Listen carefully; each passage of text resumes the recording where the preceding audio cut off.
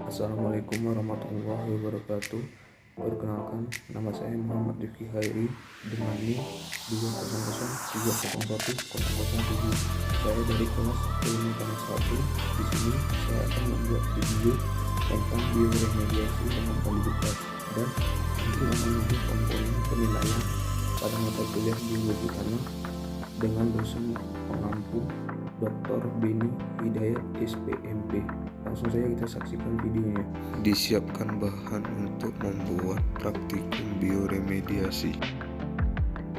Dipanaskan gula aren sebanyak 1/4 gula aren. Lalu di blender tomat sebanyak 1/2 tomat. Selanjutnya dimasukkan oli ke dalam cup sebanyak 3 buah cup dengan takaran 30 ml dengan perlakuan kontrol oli dan tomat. Untuk perlakuan 2 dimasukkan tomat ke dalam oli bekas. Untuk perlakuan ketiga diberikan gula aren ke dalam oli bekas. Dilakukan pengamatan selama sebulan atau 4 minggu. Dilakukan pengamatan pada minggu pertama.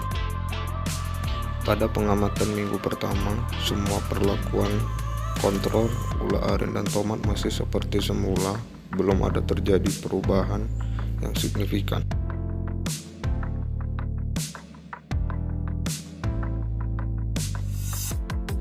Dilakukan pengamatan pada minggu kedua.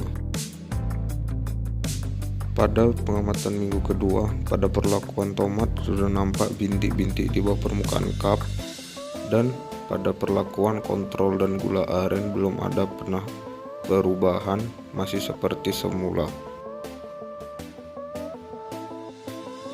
Dilakukan pengamatan pada minggu ketiga.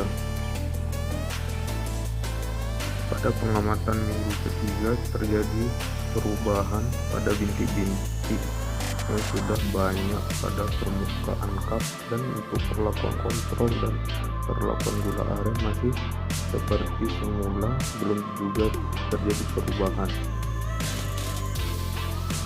Dilakukan pengamatan pada minggu keempat.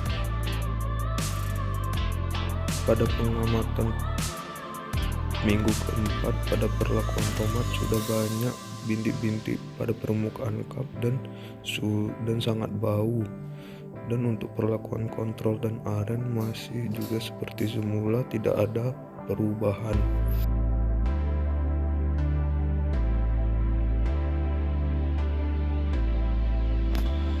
Penjelasan: air pada proses bioremediasi ini mengalami perubahan warna.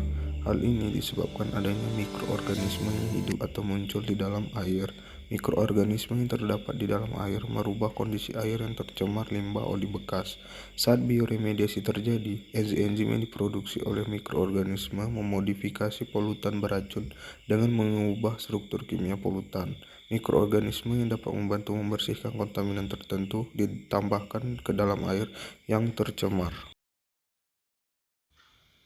Mikroorganisme yang ada pada air tersebut bertujuan untuk memecah atau mendegradasi zat pencemar menjadi bahan yang kurang beracun atau tidak beracun, atau karbon dioksida dan air, atau dengan kata lain mengontrol, mereduksi, atau bahkan mereduksi bahan pencemar dari lingkungan.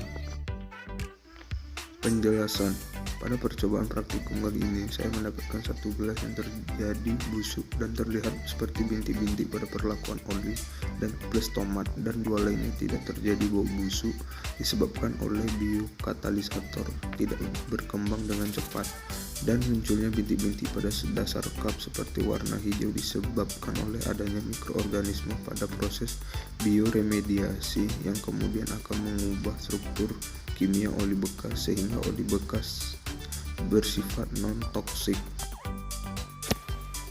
Sedangkan pada gelas yang tidak terjadi bau busuk karena mikroorganisme pada biokatalisator berkembang dengan cepat dan dapat memakan limbah protein, mengurangi polutan, sehingga menyebabkan hasil pada gelas tersebut tidak berbau busuk. Perubahan bau pada bahan ini bisa diakibatkan karena padatan yang terjadi tersuspensi yang ada pada bahan bikatalisator dan juga pada olinya sebagai pencemar yang mengalami penguraian biologi oleh mikroorganisme. Pada kondisi aerob, mikroorganisme pengurai membutuhkan oksigen untuk sebagai akseptor dalam metabolisme mikroba. Pada saat proses anaerob, mikroba ini lebih dominan bekerja pada keadaan tanpa oksigen, dan pada saat kondisi anaerob akan menghasilkan bau busuk dari gas H2S. Hal ini bisa terjadi karena adanya dekomposisi mikroorganisme anaerob yang menurun.